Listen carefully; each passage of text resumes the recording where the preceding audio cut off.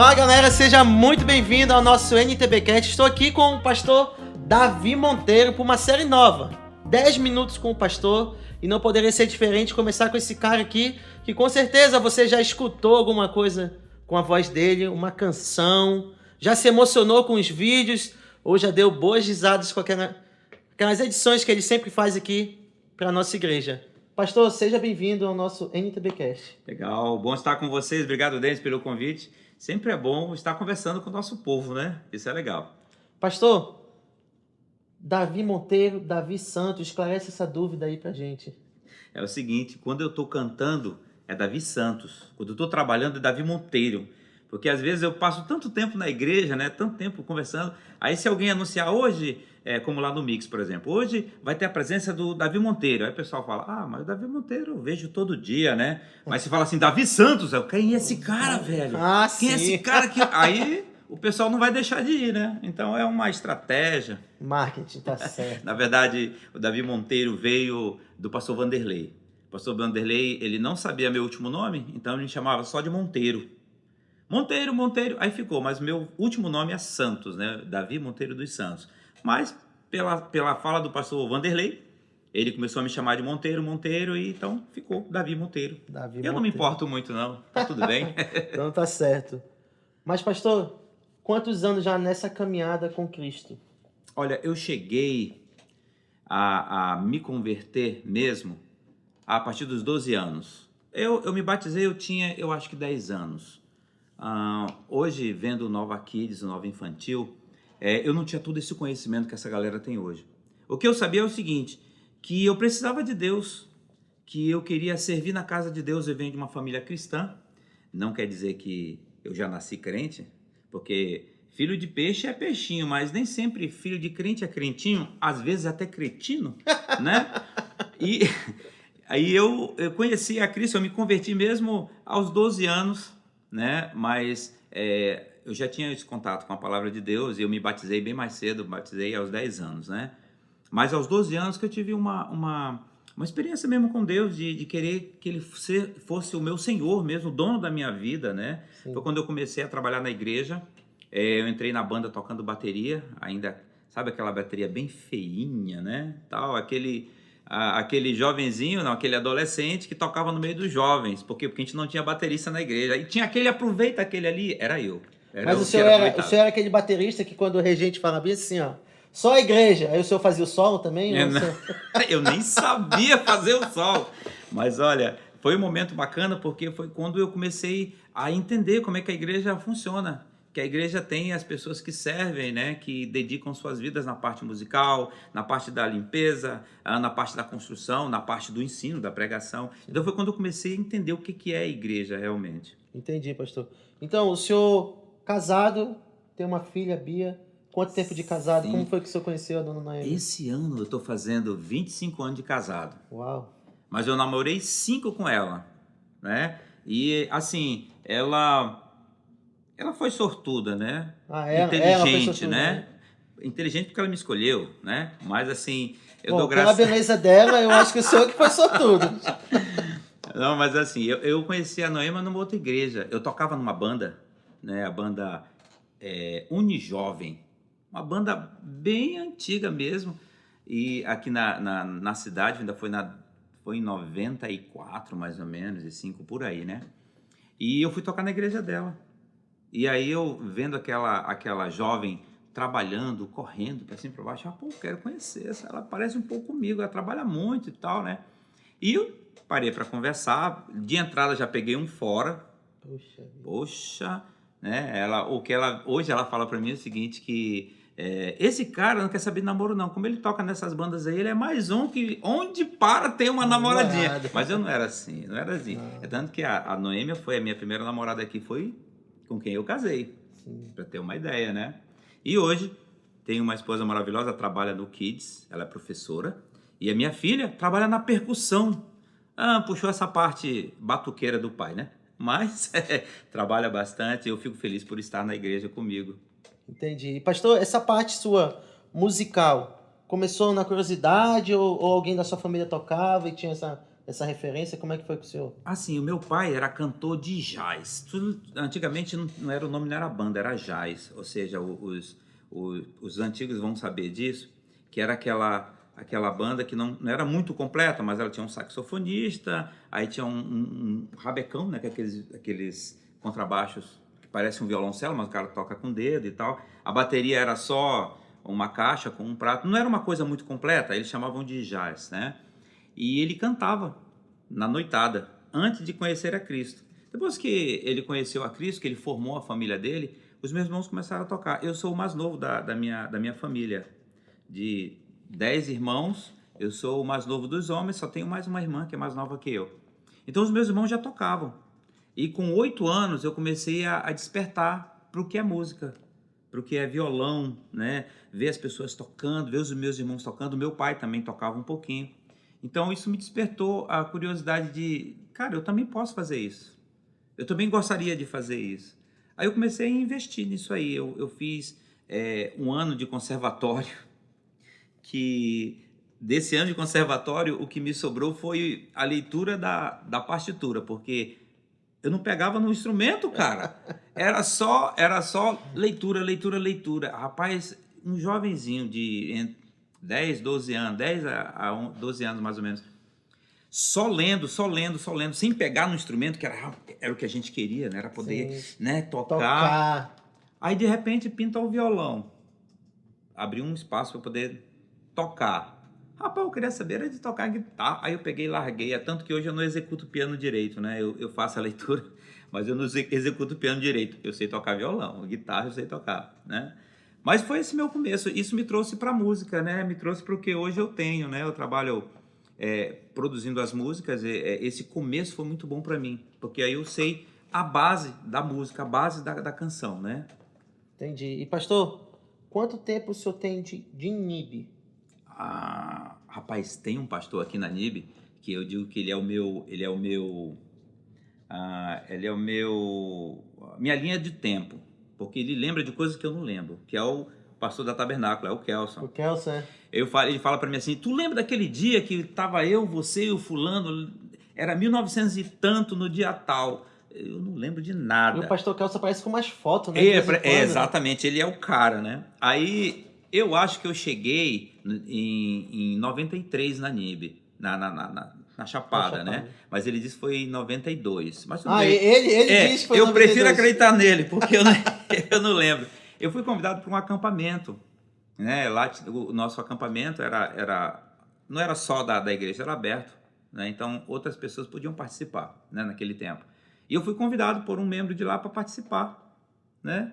Aí eu comecei a tocar, né? Com a banda no acampamento. Aí depois fui convidado para a igreja. Aí resolvi participar. Ficou por ali. Acabei ficando, né? E antes de o senhor se tornar o nosso pastor de mídia aqui da igreja, o que o senhor fazia antes de vir trabalhar aqui? Pois é, eu venho da área de propaganda. Eu comecei em 89 como aprendiz de arte lá na Saga Publicidade. Eu fazia desenho à mão. Cara, que trabalheira que era. Se precisasse mandar um layout hoje, como a gente faz nas nossas placas, você sabe muito bem. Hoje você pega o Corel, sim, bonitinho lá, pega o template, troca as letras, maravilhoso, né? Antigamente eu tinha que desenhar tudo. Eu desenhava tudo, aí pegava lá a régua, aí pegava o compasso e fazia tudo redondinho. Esse é o cara que fazia o layout. Eu era esse cara. Então eu comecei minha vida fazendo desenho para revista, jornal, outdoor, que era tudo feito na mão. E eu vim começar a trabalhar com a parte de vídeo, já foi numa outra empresa chamada Oana, que já foi lá pelos 94 e 5, que eu comecei a fazer arte eletrônica, que é as vinhetas eletrônicas. Aí daí para frente que eu entrei na parte de edição de vídeo, né? E acabei trazendo toda essa bagagem para a NIB, né? Porque quando eu entrei aqui, era muito necessário. A gente estava no começo do estúdio, no começo da televisão. Aí foi quando eu trouxe isso aqui para cá, para desenvolver esse trabalho. Hoje nós temos um estúdio que produz as nossas próprias canções. Temos uma televisão que grava todo o nosso material da internet, né? Todos os programas, e ainda faz a transmissão. E um trabalho fundamental, né? Ontem mesmo, na nossa reunião, a gente escutou sua voz na propaganda da igreja lá do pastor Isaías. Sim. E sempre tem sua voz por aqui. Tem alguma canção assim que o senhor fez ou que o senhor gravou? Aquela que é a sua preferida ali, que o senhor sempre gosta de estar escutando? Rapaz, eu gosto muito de sonho de Natal, porque no sonho de Natal sempre é um grande desafio. Uma vez o pastor Leandro, que é o líder do sonho de Natal, ele chegou numa noite, ainda lá na Chapada, né? Naqueles primeiros programas, né? Aí ele falou assim: Davi, eu preciso de uma música para queda. A queda de Adão e Eva. Porque eu não tenho nenhuma música e, cara, é tipo assim, esse final de semana a gente precisa ter alguma coisa para passar para as pessoas. Não quer fazer uma música? Eu falei, eu quero saber se eu consigo, né? Importante. Aí eu falei, Deus, como é que eu vou resolver isso, rapaz? Como é que eu vou resolver isso? É uma música. Naquele tempo a gente fazia algumas cópias assim, mas o nosso pessoal era muito mais, pelo menos no meu coração, eu gostava de ter uma coisa minha, Sim. né? Não tenho nada contra você pegar uma música e fazer uma paródia dela. Não tenho nada contra. Eu digo que Davi, eu gosto de criar uma coisa. É um presente que eu dou a Deus. Eu gosto que o meu presente seja original, mas é uma coisa minha, tá? Aí eu fui dormir com aquele negócio na cabeça, né? Cara, fui dormir com aquele negócio na cabeça e martelando. Aí quando foi de manhã cedo, eu já tinha uma linha. Eu tinha uma linha, uma ideia. Falei, o lance da queda é que Jesus recebia, Adão e Eva recebiam Jesus no paraíso. E aquilo era um momento de harmonia, de alegria e tudo mais. Aí veio o pecado e destruiu tudo isso aí. Que invadiu os campos, a música até fala, invadiu os campos do Senhor, trazendo a queda do homem, né? Rapaz, é isso, eu vou botar no papel. Aí coloquei no papel, cara, foi uma noite. Eu dormi, acordei, o Senhor me deu essa canção. Então ela para mim é bem especial. Hoje quem canta é a Cirlane, que é a esposa do Jean. Ela canta a queda, né?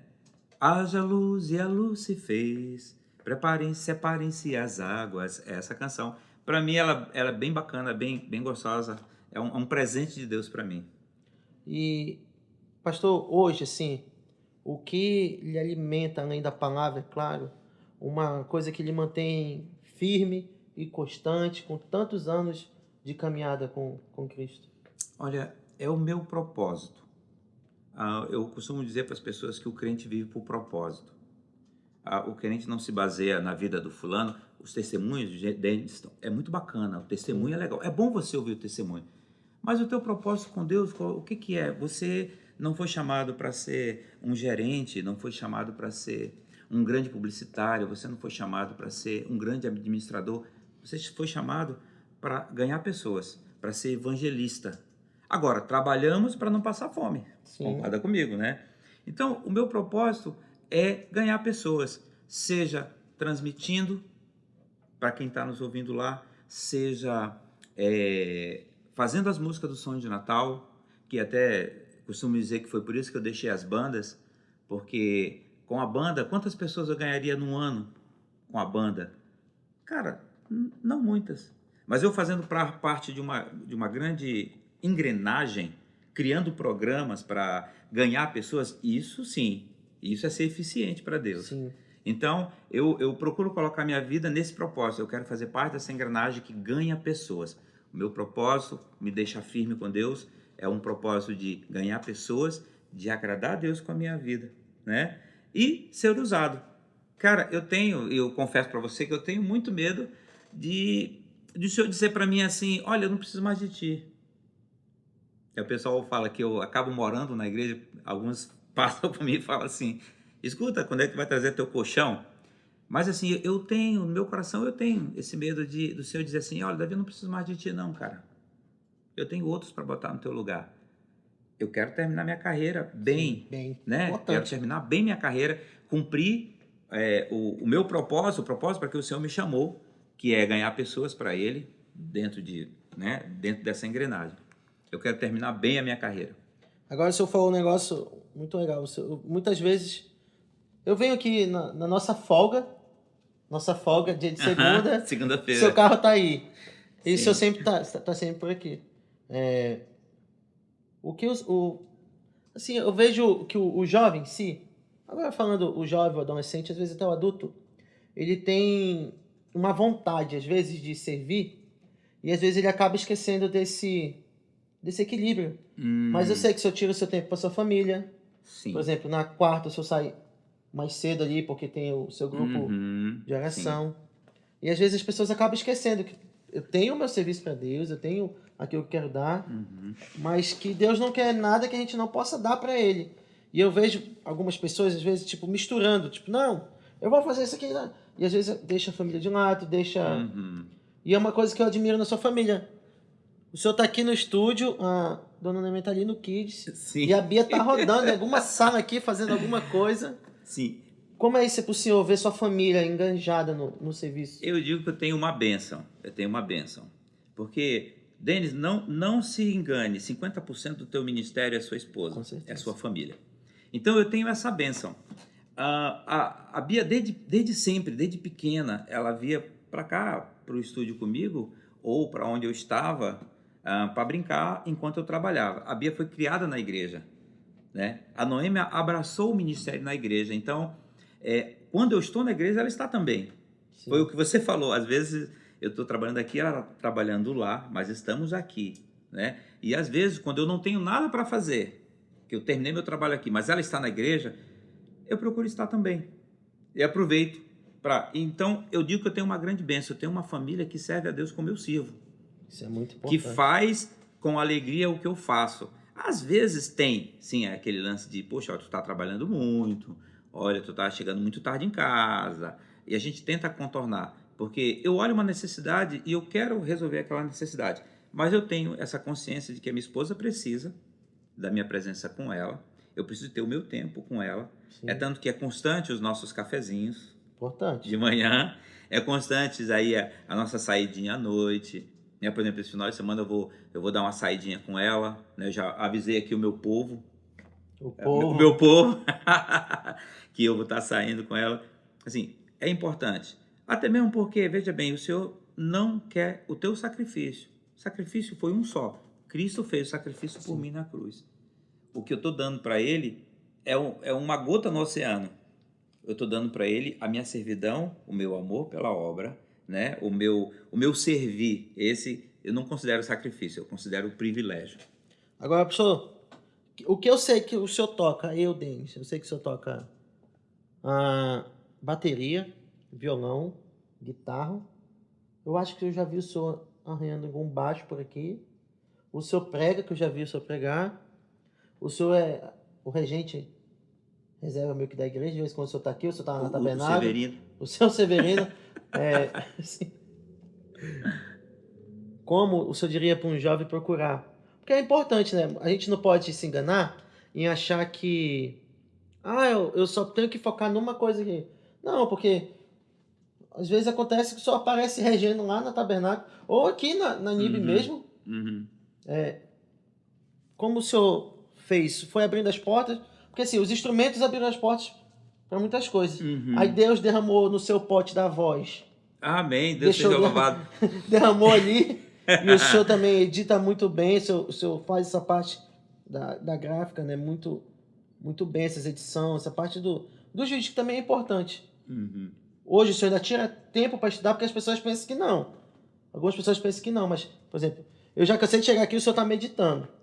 É claro, para quem ensina, como o senhor ensina, é importante. Só que o senhor também é líder de outro. Tem aqui a TV, tem o som. Tem o som, tem o Nova News, tem a tradução. Como que o senhor faz? O senhor ainda procura estar estudando? Sim, olha só, a parte instrumental, como você falou, eu aprendi durante a minha adolescência, praticamente toda, né? Eu comecei com 12 anos com bateria, depois da bateria, como eu já tocava guitarra, eu migrei para guitarra, e com a guitarra veio o contrabaixo. Como eu fiz um ano de conservatório e não consegui pegar no piano, então eu desisti meio que do piano, mas depois eu vim voltar a mexer um pouquinho, mas é o instrumento que eu menos toco, né? Na verdade, Denis, eu me considero um ator. Eu engano muita gente, velho. Tu não sabe. Eu engano muita gente. Mas assim, o que eu digo pro jovem cara, se meta nos ministérios.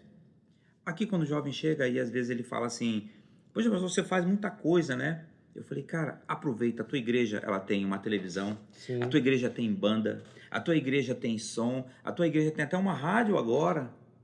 Aproveita, porque no meu tempo de igreja, tudo que eu queria fazer de novo, eu tinha que correr atrás, não tinha ninguém para me ensinar. Entendeu? Então eu digo para o jovem, cara, se você tem tempo, veja bem, não estou dizendo para você deixar a sua carreira acadêmica, né, tirar o tempo do teu crescimento, vamos dizer, acadêmico, e também a busca pelos teus bens, né, que é importante. Se você quer casar, jovem, você quer casar, você precisa trabalhar e construir uma casa para casar, né? Construir uma vida. Mas aproveita para aprender, aproveita para perguntar, né? Nós vemos muita arte na NIB, muita arte na NIB.